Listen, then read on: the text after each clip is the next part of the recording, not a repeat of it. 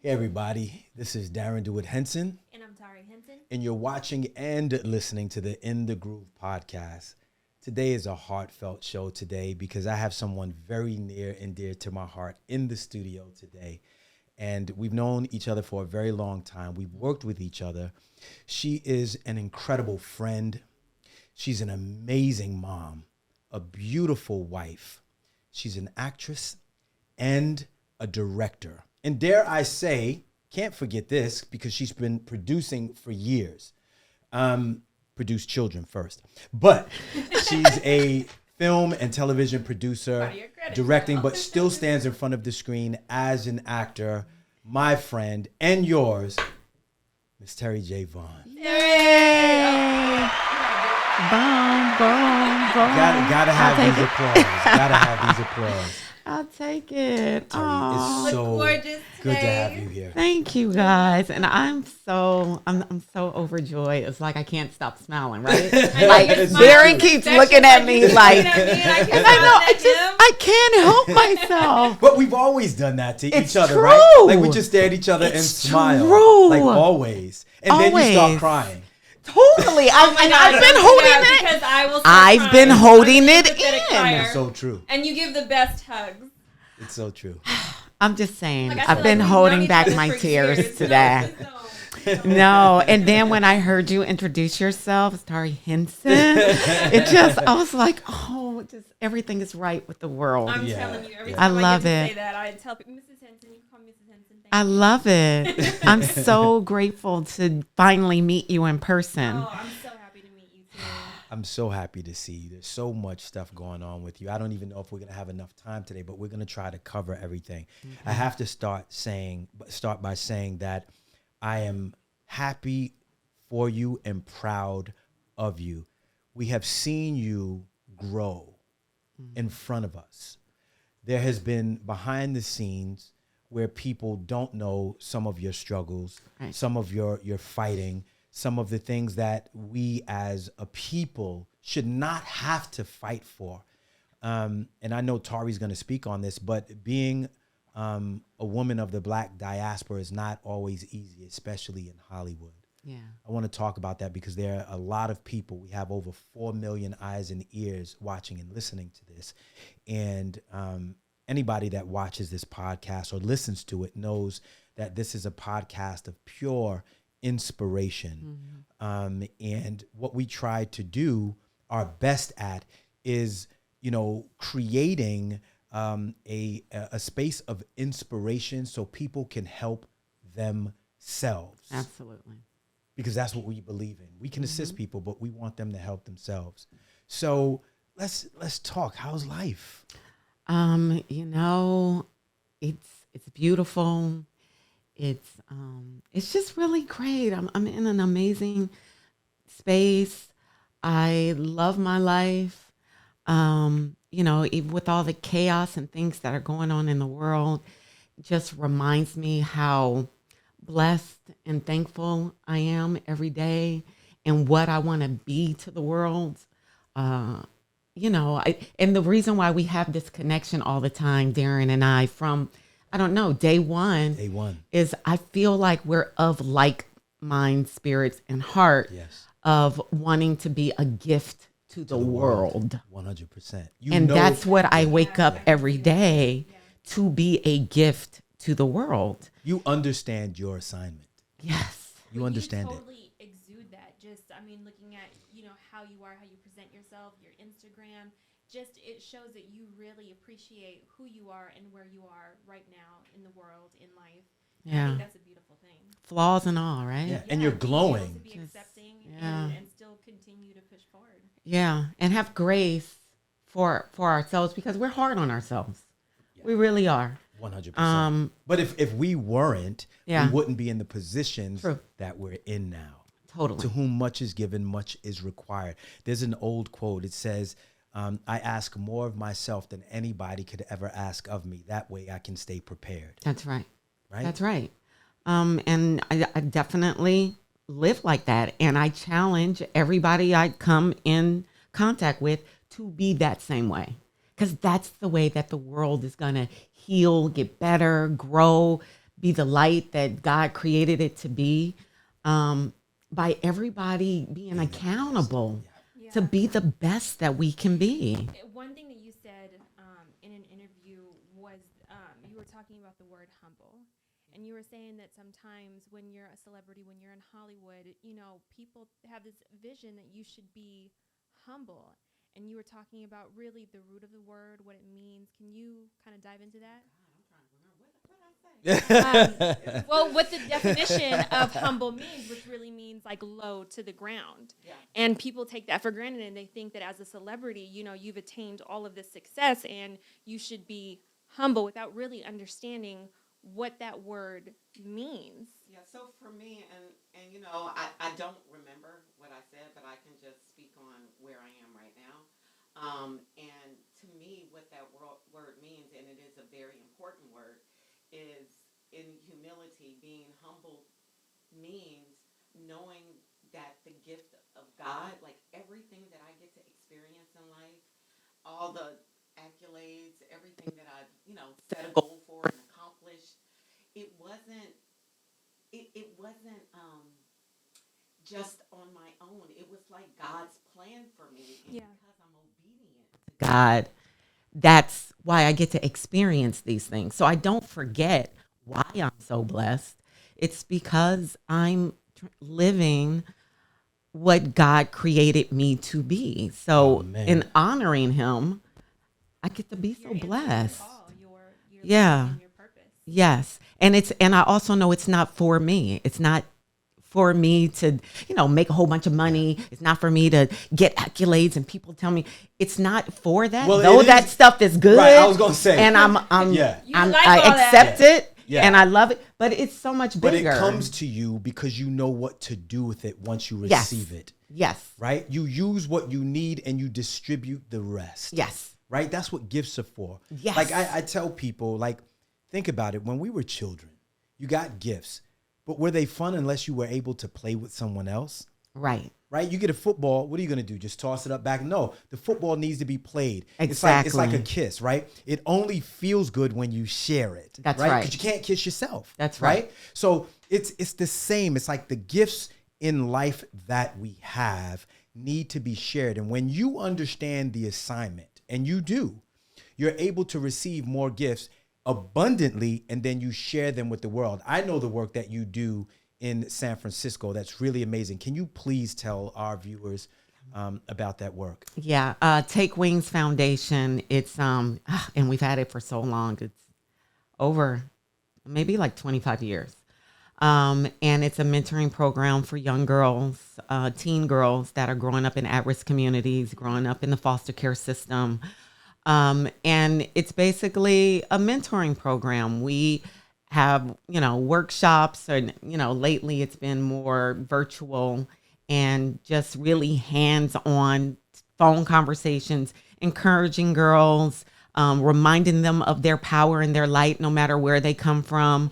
And actually what I really try to do is because these girls are coming from such really, traumatic home lives situations, like for a lot of them, the people that are supposed to show up for them and be there for them are the people that are abusing them. Yeah, they don't have that. They don't have it. And so what I try to remind these girls is that is not a weakness in your life. Absolutely. That is a strength and a superpower. So your struggle, your parent being on drug, or your somebody who's molested, whatever the journey has been, take it and use it for your power. Do not ever make it a weakness for you. No, it's a springboard. Just speaking personally, I came out of the system. Mm-hmm. It is tough. Tough is not even the word. I don't think that there's enough work that you can put into people who have been through the system in foster care, because it's not what the movies makes it to be. It is so much worse, and really not as well maintained as it could be. Mm-hmm. And it is very tough, not only as a Black woman coming out of it, but just as anybody going through it, to find resources and support, that's right, guidance that you don't have as like a typical kid who comes from a 1 or 2 parent home with some stability. You're kind of just out on your own. Yep. So everything from learning how to pay bills and going to school, working, opening a checking account. I mean, anything that you might learn as, growing Yeah. up, you just don't have. You don't. Some of these people coming out don't have regular schooling that they can, really kind of have experience from. So, that really hit home when I found out that that's such a huge need in the community. And I'm It so is. happy to know that you're a part of that. And one of the things that really break my heart is all those things that you just said, like they're not equipped going out into the No, world, not right? at all. But then they don't trust anyone. No, and They don't it's trust because anyone, there's and no that's one that is hard shown to go you through that can be life. trusted. Yeah, and you're It's kind of hard. it's almost like, okay, you're 18, bye. Yeah. Yeah. And at 18, you're 18, but you're not really an adult. No. You're not a grown up yet. No. So, And so that particular work that you do, you've been doing for quite a few years. Yeah. And so let me ask you, and this is a little bit rhetorical, but does it fill your heart when you actually see somebody graduate mentally, yeah. where you figure the work that you put in, the time that you put in, the effort that you put in, they get it, and that maturation starts to show up on them? Yeah, and my hope, and I always say this whenever we're talking about the foundation, is that one day we're not needed. That Yeah, That's beautiful. that it's not even that's the needed. goal. Yeah. That is the That's the goal. goal. Yeah. And so, I mean, honestly, I just feel like we're so far from it, but that is the goal.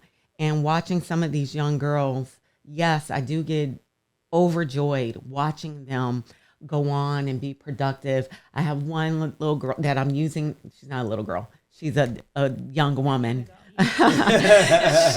She's working with me like as an assistant. So I love, and she's so can we cuss on this? Yeah. She's kick ass. Yeah. She's so kick ass. Love her. Another young girl who, I mean, the worst of the situation. I'm in contact with her all the time. She got accepted into Alabama State Wow, on her own. Congratulations to her. On her own. This is all stuff that she's doing on her own because she doesn't trust anybody Right. to help her. Right. She doesn't want any help from any. So I just was, pouring into her like, you are my hero. I was like, you're my fucking hero. I love you. And she made her own travel to get She to figured Allen. it She figured out. it out. But she got there and she crumbled. She couldn't take it. Like when she landed there, she couldn't take it. She didn't started have having the it, reinforcement and the foundation. and foundation. she just No, wanted it's to get tough. back to California, and Wow. she is currently on her way back to California right now. Wow. So it's just those things, and I'm still like, whatever you want to do, whatever you feel, trust your instincts. I'm here for you. Call me along the But journey. the great thing is she had the 'Cause- experience of getting there, and so now she has to reevaluate. She does. And She turn that does. around and go, okay, I get it. I know what I didn't Yeah. have. It's like, Yeah. what's in my toolbox? Yeah. What do I need? I don't care.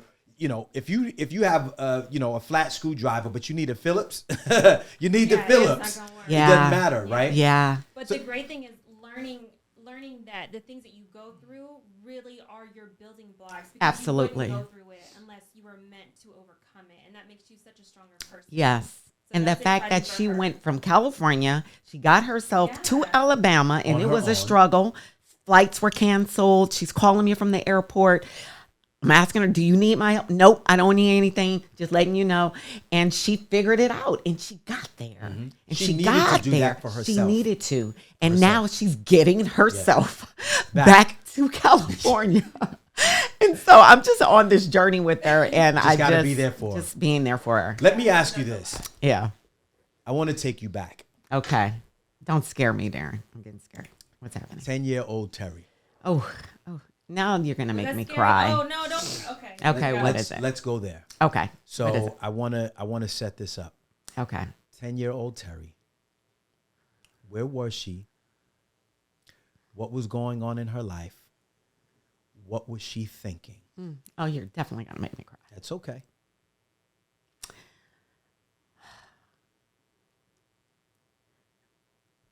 Definitely. Loving home, my mom, my sister, really wanting my father to be there. Not necessarily be there in the house, but just be there for me. Didn't get that. That's what comes to mind. Beautiful. The reason that I asked that is because Do y'all got Kleenex on this show? we can get some. We can get some for you. Now we do. We'll get some. Now for we you. do. The reason that I asked you that is because come as you are, but don't stay as you are. One of the things that you said earlier today is don't use, and I'm paraphrasing, don't use your past. Can you grab that forward? Thank you. Don't use your past as an excuse not to proceed. We got some past because they're more absorbent. They're just more want absorbent. you to know. Oh, Just they in case you classy had up in this crocodile- show. They are crocodile classy. tears. Don't stand on the past as That's right. excuses, Nope. as an opportunity That's right. not to succeed in life. That's right. Don't use your past as an opportunity to procrastinate in life. It's okay to say that happened. And yeah, I might still be emotional about it, but this is what I'm doing about it. Yeah. This is how I'm showing up in the world. That's I'm right. going to shine. I go through it to grow through it, to glow through it. Yeah. And you keep moving forward. That's and those people who are younger than you, who may be experiencing that, I'm going to show you or assist you in some of the things that you can do if that does happen. Because it may be happening to you right now. That's right. But it's beautiful because I wanted to take you back there because you didn't get stuck there. Right. Right. And because of your experience there, you identify with a lot of the women that you're helping. And I know Totally. personally, you tend to listen more to someone who has gone through something, because it's easy to talk, but if you've been through it, then you come Right. from a place of knowing. Right. Totally. And again, the same thing I teach the girls of using these traumatic experiences of your life as your tool, your superpower, you got through this. There are several people that couldn't even get through what Yeah. you've gotten through. So that speaks volumes for didn't break you. you. It It made didn't you break you. stronger. You're still here. Yeah. So I definitely use all that stuff. At what age did you decide that you wanted to go into the industry and become an actress? So that definitely was very haphazardly. I did not know I was going to do this at all. I was actually going to Cal State Hayward in Hayward, California. And I was going to school to be a businesswoman because I wanted to be a boss. That's And all you I are. wanted. That's right. I just wanted to be a right. boss, but I did not Terry's a know boss. doing what. That's right. That's right. You I just didn't knew know you wanted what to I was do. going to do. I just knew I wanted to be a successful businesswoman that was a boss. So while I was in college, a friend was recruiting girls for a Miss Black California pageant. And me and some of my girlfriends, we were like, oh, yeah, we'll do the pageant. What do you do What for you a need? What pageant? you What you need? do? Yeah, what you do? What you need? And so we did it. And for the talent portion, I had no idea what I was going to do. I was like, I cannot sing. Well, I can sing, but it sounds horrible. Not something that you want on the stage. I'm not right. I'm not a dancer. I'm not, so I had no idea. So me and my mom, we came up with the idea to do a monologue from a play. And it was for you Color remember what it Girls. was? For Color Do you Girls. still remember it? Oh, Oh, wow. I don't. The yeah. poem was Sorry. It was Lady in Blue, Sorry. I don't. And it brought you to your first big break, which was what? Yes. So one of the judges in the pageant was a producer of a play that that they the were David- casting. David Yes. Talbert's first play? It was Okay. David Talbert's first play in Oakland, DT, California. shout out to David Wow. Talbot. Yep. And the producer's name is Mark Wilder. He asked me if I would be interested in auditioning for this play. Again, I was like, okay, well, what that mean? What I do? What we need to do? What What do we need what to do we do? need to do? How do you do that? How you audition for a play? I remember you talked about bringing a headshot. Yes. So he said, just bring a picture and a resume. Again, I'm ignorant of the business. I don't know anything about it. Right. So I'm in college. I love have a this. college roommate. Yeah. We have a Polaroid camera in our room. Like you made And- it happen. made it work. Girl, I put on some makeup that was looking too crazy, pink, blue, whatever, trying to make myself up. Mekhi Phifer did the same thing. I think when he did Clockers, he went to Woolworth and got one of those, 16. That's what I had. Yes. That's what I came to the Black Repertory Theater with in Berkeley, California. I had my little Polaroid picture. Wow. From the night before, and I had bought a regular working resume. I was working at the Marriott Hotel. I had worked at Avis, McDonald's. I love so it. I had a regular job resume. This is my resume. Totally. So I show up at the Black Repertory Theater, and it's Berkeley, so it's super artsy. Berkeley's Berkeley, like of course. super, super artsy. So I'll go in the theater, and all these like theater thespians Majors are there. They're humming their voices, they're stretching, they're moaning, they're making weird fucking noises. I'm like, these are some weirdos. You're in the right place here. I'm just gonna sit in the corner and wait for them to call my name. So I do, and they call me in finally, and I meet the director. His name is Paul Roach. Wow. Who's amazing. He changed my life. Paul Roach. Paul Roach changed my life. And so they gave me material to read. I read the scene. And then Paul was like, can you read it again for me? And this girl, she's sassy. She has, got a real smart mouth. I was like, oh, you just want me to be me. So I read it again and I give them all the sauce and all of me. You gave him the juice. Yes. And they called me that night, offered me a part in that play. And overnight, Boom, you you're became toured. an artist. So, but the beauty of it was, again, because I don't know anything about what I'm doing. Right. So Paul. You know what they call that, right? Ready, shoot, aim. Ready, shoot, aim. Right? You go and you fix it and you learn as you go along. It was the most beautiful experience of my life. Yeah. Paul, because usually a lot of times the director, he works the play and directs it, and then once it goes on the road, it just goes on the road. That's right. He traveled with us, and he started teaching us the craft of acting and introducing us to like Stanislavski and Chekhov and Uta Hagen. So now I'm like bit by the bug, and this is all I want to do is learn how to be a great actor. Wow. So Paul Roach changed my life, and I've never looked back. And that's all I've studied. And all of that is learning how to drop into your emotions and use everything that was in your life. Totally. And I've always, as you know, I'm a very emotional person. It's just who I am. Yeah. And being able to create a technique to be able to tap into it when we need it for work. Yeah. And then using my superpower of my dad's absence and that whole relationship has benefited me in my career, I want to tap into something real quick, because I want to go through your television trajectory. I mean, people know you, right? You created this character. You created this guy. You take it away, Taurey. I'm sorry. That's probably the first time I saw you on that show, and it was just something that, I was like, I relate to this person. Just how you talked, how you were. It was like my friends, my family. Like I could see myself in that. Yeah. And I just, from that moment, I just loved you, and that character to me was so real, and it just brought so much to the show. I loved her when I first got that audition, and I read it. I was like, I love her. Connected. I was like, I love her. This is Antoinette. This is Antoinette. This is Lachelle. This is the girls on my block. Yeah. This is us. You were all connected. And I took a little bit of Antoinette with that high talk voice. I took a little bit of Lachelle, how she talks with her hands all the time. I just took all my and created this character.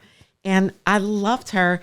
And she was like my ode to all the girls growing up in the hood. Yeah. On my block, this was for us. And the whole world loved you. But what's so interesting, I don't mean to cut you off, is you were that character, and I saw so much in that. But then I would watch you in interviews or other movies, and I'm like, she's so intelligent, and that really, for me, lit a light bulb. It's like you can have that side of you, but then it's okay to be like, I'm a strong Black woman. I'm educated. I know how to speak. I can go there too. Yeah. But this is, your representation of who you are, and that always resonated with me. And that was my whole goal for Levita, was, she was a girl from the hood. She was hood, but she still had hopes and dreams, and she still wanted to create a better life for herself.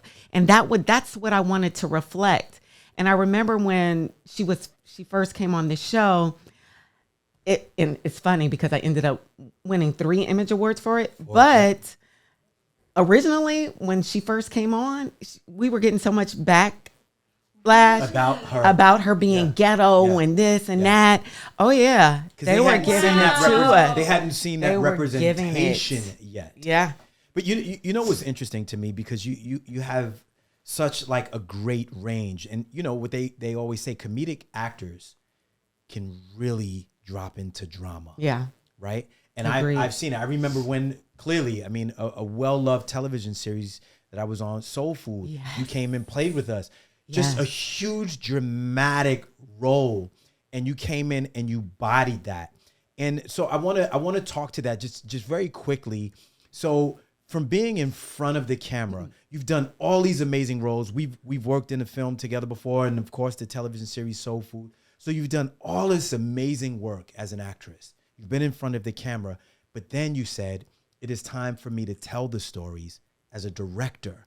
And you switched roles, you switched hats, and now you've been in the director's chair for quite some time and kicking ass at it and taking names.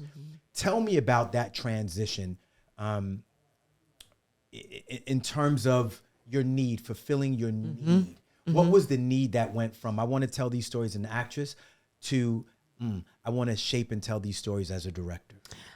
So it happened when I was living here, and I started teaching acting classes out of the green room. And I was working with young actors. I was working with these young talent. We were doing scene study class. Great. I was, pulling from all my experiences and all the classes and workshops that I had taken before I moved here. And I was just sharing and pouring into these young, aspiring actors. And I fell in love with doing that. And that is when I was like, oh, I was basically directing them in these scene in the studies studio class in the studio. And so we were producing a movie, a real low budget movie, with my production company, Nina Holiday Entertainment, with Cass. Shout out. And it was a movie called #Digital Lives Matter. And it was starring some fresh new talent who was DC Young Fly at the time. And look, B. Simone. Yes. So this was their first movie. Hold on. Yes. B. Simone, DC Young Fly, come on. Ernestine Johnson, Emmanuel Hudson. So they were all like social media stars, influencers, but they hadn't acted. And so we were doing this movie on a real low budget. And we couldn't pay somebody to come in and direct. And I was like, this is hood. It's a comedy. Like, it's young actors. Okay. I got this. And so I directed, we produced it. I directed it, had the huge support from my team, which was Cass, Seegers Beatles, and Ricky Hughes. Shout out to Ricky. Yep. And so we produced this movie. They supported me. I directed it. And from doing that one movie, got the attention of BET, TV One, and they started. Takes one. Right. Yep. And they just started hiring me. This is what I want to say. I want you to tell me in 1 minute or less. Oh, please. Jesus. Okay. What is it that you want to do now as a director? What type of film do you want to direct, and how can people find you? So I want to direct. We have a movie that we've had for a while that I really want to direct, and it's a comedy. I love comedy because I like telling stories through the filter of making people laugh. Getting the point across, but we're laughing through it. And I like telling stories with female leads, and especially female leads in comedy roles, especially Black females in comedy lead roles, because I feel like so many of us don't get the opportunity to be the lead in those positions. There's few, and most of them are comedians that get that opportunity, but I want my kick-ass girlfriend actors that are funny and fantastic to be the leads. So that's where I want my that's the next thing that I That's want to awesome. do. That's so beautiful Yeah. that you have that passion to put your friends on and to Absolutely. people that you know have the talent to be there. That Yeah. opportunity. Yep, absolutely. That's what Women it's all supporting for. women, I love it. Yes. Please tell us how we can find you on social media. Social media, just my name. It's Terri, Terrij Vaughn, Vaughn, on all the platforms. We love you. We I love are you back. proud of you. We are so happy that you're here on the In the Groove podcast. You heard it here first. A whole lot more is coming from Miss Terri J. Vaughn, from acting to directing to producing. And also, remember, each one teach one, we can reach one. The movement that she has created, she's consistent with. Consistency is the key, everybody. Remember, if you give up on Monday, there is no Tuesday. Again, I am Darrin Henson, I'm Taurey Henson. and you've been grooved. Yay.